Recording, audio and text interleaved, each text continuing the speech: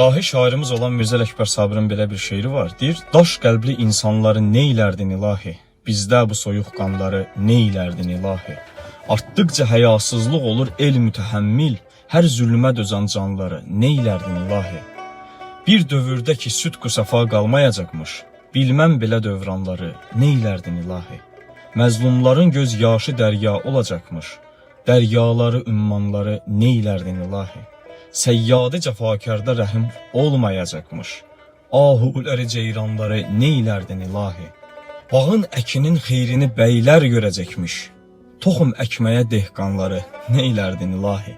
İş rəncbərin, güc öküzün, yer özününkü, bəyzadələri, xanları neylərdin ilahi?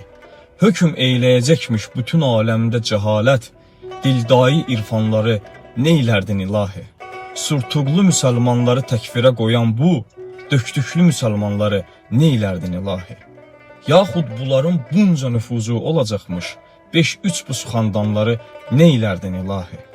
Qeyrətli danozbazlarımız iş bacararkən, tənbəl dəli şeytanları neylərdin ilahi?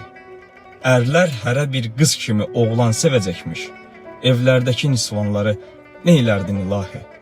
Subhanəkə, Subhanəkə, Subhanəkə ya Rəbb, baxdıqca bu hikmətlərə heyran oluram həb.